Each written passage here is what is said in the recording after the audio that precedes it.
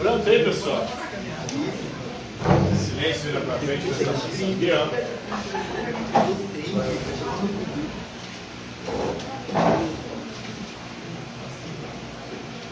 Não, vira pra frente. Faz silêncio. Presta atenção aqui. Então, na aula de hoje, nós vamos falar sobre um filósofo medieval chamado Mestre Eckhart. Filósofo aí alemão, filósofo também teólogo, que veio na transição ali do século XIII para o século XIV, entre 1260 e 1327. A gente sabe pouco sobre a biografia dele, o que a gente conhece mais dele é sobre seus escritos, sobre as suas ideias, sobre a sua filosofia e a sua teologia. Uma das ideias que ele defende é a ideia do despojamento. Para que nós possamos nos encontrar com Deus, nós precisamos nos despojar de nós mesmos, ou seja, nos desapegar das coisas materiais, nos desapegar das pessoas e nos desapegar também do nosso egoísmo. Somente esvaziando o nosso ser, nós podemos encontrar Deus, segundo Ele habita dentro de nós. Deus, ao nos criar, deixou em nós uma centelha divina, que é o seu Espírito. Então o Espírito de Deus habita cada um de nós. E nós só podemos encontrar com esse Espírito de Deus que está dentro de nós, se nós esvaziarmos-nos de nós mesmos, de nossos desejos, nossas vontades, dos nossos apegos materiais e a pessoas. E ao nosso egoísmo. Estou explicando matéria aqui. Vira para frente aí e guarda esse aí.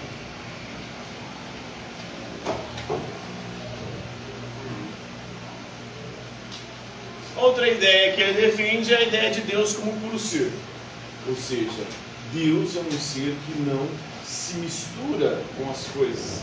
Apesar de que tudo que existe só existe graças a Deus. Então nós participamos do ser divino, porque Ele é o nosso Criador. E nós só existimos graças a Ele. Então Deus é um ser puro, um ser que não se suja com nada, e que é o princípio de tudo que existe. Vamos com a filosofia da religião aí. Segundo ele, há uma divindade interior, o próprio Deus habita em nós por meio do seu Espírito. Na perspectiva da Trindade, nós temos Deus Pai, que é o Criador de todas as coisas, que é o puro ser, o Deus Filho, que se encarnou para a redenção da humanidade, um Deus que se fez homem e habitou entre nós, se sacrificou para nos salvar. E depois que Jesus ressuscita, depois que ele faz o seu sacrifício e com o seu sangue redime a humanidade,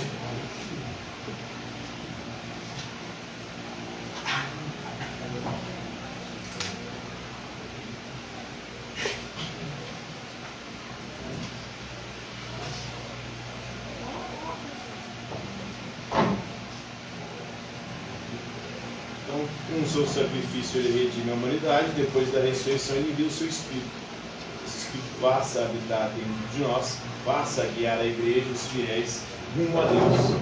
Mas, como ele disse, para que a gente possa ter um contato com essa divindade, com esse Deus, é preciso a gente se esvaziar de nós mesmos, nos desapegarmos das coisas materiais, nos desapegarmos das pessoas e através desse vazio, à medida que nós vamos nos esvaziando, nós vamos poder encontrar o Espírito que habita em nós.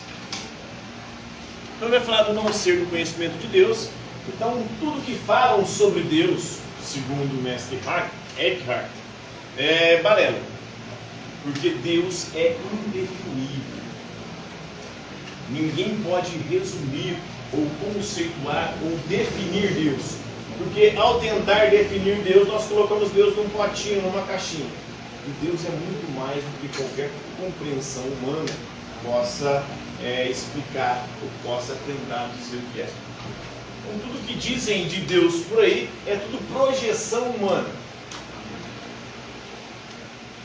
Deus está muito além do que a nossa compreensão pode entender. E não há nenhuma explicação ou definição que consiga, de fato, definir o que é Deus. Então, a gente conhece muito mais Deus pelo que Ele não é do que pelo que Ele é. Por isso, do não ser. A A gente sabe muito mais sobre o que Deus não é do que o que de fato Ele é. Por quê? Porque Deus é transcendente, Ele está além da nossa compreensão. E Ele vai defender a prática do agora. Outra coisa que é muito importante, segundo o mestre Eckhart. Nós devemos nos apegar não só das coisas materiais, das pessoas, mas nos desapegarmos também do passado e do futuro. Muitas pessoas sofrem por aquilo que passou. E muitas pessoas sofrem também de expectativa, de ansiedade, por aquilo que ainda nem chegou. Segundo o mestre Eckhart, para vivermos felizes e em constante contato com Deus, nós podemos viver na perspectiva da eternidade. E a eternidade é um eterno agora. Para Deus não existe passado, presente e futuro. Na verdade, para Deus, tudo é um eterno presente. Então, um eterno agora. Então, o fiel, o cristão, aquele que quer viver segundo a vontade de Deus, deve se desapegar do passado, deve se desapegar também das expectativas em relação ao futuro e viver plenamente o momento presente. Porque esse é o único momento que nós temos. O passado já passou, não tem como mudar. O futuro nem chegou, a gente não sabe o que está por vir. Eu vivo o presente, na presença de Deus. É o que ele defendia. Então essa é a prática do agora, é a melhor forma de viver a vida. Se inspirar também várias outras filosofias, como o próprio hinduísmo prega isso, o budismo, que hoje é chamado de mindfulness, ou atenção plena, você focar extremamente no presente, porque é isso que existe. Fazer ou viver da melhor forma o agora. O passado já foi. Por mais que o passado tenha te trago até aqui, você não pode ficar apegado a ele. Você tem que viver o presente. E o futuro também, como nem chegou, você pode viver na expectativa desse futuro, porque isso gera ansiedade, te faz sofrer. Então, tem gente sofrendo pelo passado e sofrendo pelo futuro. A melhor forma de ser feliz é viver no momento presente, na presença de Deus, defendia o mestre Eckhart. Então, pouco se sabe sobre o começo da vida desse filósofo e teólogo alemão, exceto que ele estudou em Paris. Ele ingressou na Ordem Dominicana de São Domingos, a Ordem dos Pregadores, a OP, e foi uma ordem que surgiu ali no século XIII, com São Domingos, buscava pregar e converter, principalmente, as pessoas que estavam se entregando às heresias, naquele contexto histórico ali. São Domingos também viveu uma época próxima ali de um outro grande santo, que foi São Francisco de Assis. E temos na Ordem Dominicana o maior teólogo cristão católico de todos os tempos, que é São Tomás de Aquino, e que inspirou também o mestre Eckhart. Então ele ingressou na Ordem Dominicana e teve vários cargos administrativos e também de ensino, foi professor. Era um seguidor de Tomás de Aquino, que era o maior expoente intelectual dos dominicanos, e é considerado pelos católicos aí o maior teólogo e filósofo cristão de todos os tempos. Ele é mais conhecido aí pelos seus livros sermões, que falavam aí sobre a presença de Deus dentro da alma humana. Então Deus habita dentro de nós, através do seu Espírito, porque nós somos templos do Espírito Santo.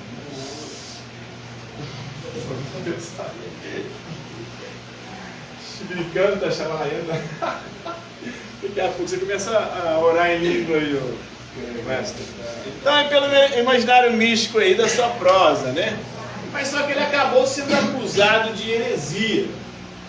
Heresia é um erro de fé, um erro doutrinal. A igreja na época tinha o tribunal da Inquisição e ela perseguia aqueles que não defendiam a reta doutrina católica cristã. Então ele foi acusado de heresia, foi julgado, só que ele morreu antes de sair o resultado do julgamento. Ele acabou reconhecendo que o jeito que ele escrevia era um jeito meio rebuscado, esse jeito poderia ter levado a interpretações errôneas da reta doutrina. Né? Então, em seu julgamento, ele reconheceu que a linguagem florida e emotiva que ele usava, pela muita questão emotiva, ele usava para inspirar os ouvintes, podia tê-lo feito aí se desviar da trilha da ortodoxia, da reta opinião, da reta doutrina cristã pregada e ensinada pela Igreja Católica. Então, lembrando que quem era condenado por heresia, se não se retratasse e mudasse de opinião, essa pessoa poderia ser mandada para a fogueira, poderia ser queimado vivo. Então ele morreu antes do anúncio do veredito, ele foi considerado herege e por isso, inclusive, ele não foi canonizado contra suas ideias. Ele morreu antes de se retratar no tribunal e assim ser liberta. Apesar de que o grande mestre dele, o grande ídolo de Tomás de Aquino, foi canonizado. E tinha também algumas teorias bem contestáveis ali, de acordo com a reta doutrina. Então esse é um pouco do pensamento desse filósofo e teólogo alemão, que viveu na Idade Média, aí, o mestre Eckhart. Aprenderam? Alguma dúvida?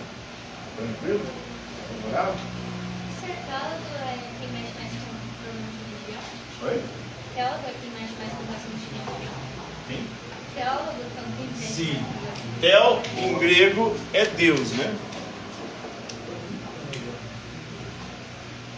Logo vem de logia, que é estudo ou ciência. Então a teologia é a ciência que estuda Deus. Ele usava bastante a filosofia, ele vai se inspirar no neoplatonismo, em Santo Agostinho, e no Tomás de Aquino, que pegou um pouco de Aristóteles também. Então, Platão e Aristóteles, dois filósofos gregos que influenciaram bastante a filosofia e a teologia medieval. Beleza? Mais alguma dúvida aí? Por hoje é isso, galera.